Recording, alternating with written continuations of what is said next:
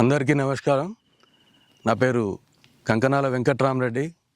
మా గ్రామం కనకలగిద్ద, మండలం హుజురాబాద్, జిల్లా కరీంనగర్. నాకున్న వ్యవసాయ క్షేత్రంలో దాదాపు సుమారు 2 సంవత్సరాల నుండి ఈ నానో డిఏపి మరియు నానో యూరియాను వాడుతున్నాను. నేను ఈ నానో డిఏపిని నార్మల్లో నాటు వేసే ఒక రోజు ముందు అలుగుజల్లినట్టు చల్లి తెల్లవారి నారు బీకి నాటు వేసినాం. దాని ఫలితం బాగుంది. ఆ నానో డిఏపి వాడడం వల్ల ఒక బస్తా డిఏపి ఆదా అయింది.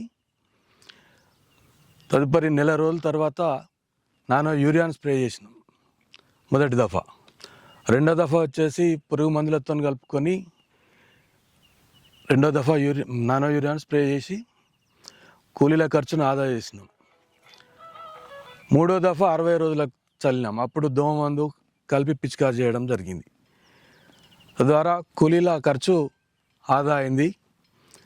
ఈ నానో డిఏపి నానో యూరియా వాడకం వల్ల రైతులకు చాలా మేలు జరుగుతుంది. కాబట్టి రైతు సోదరులందరికీ నా విజ్ఞప్తి ఏంటంటే నానో యూరియాను నానో డిఏపిని వాడండి. ఓకే. అంతకుముందు బస్తాన్నర డిఏపి వాడేవాళ్ళం ఎకరానికి. ఇప్పుడు నానో డిఏపి వాడడం వల్ల ఒక అరబస్తా డిఏపితోనే సరిపోయింది మాకు.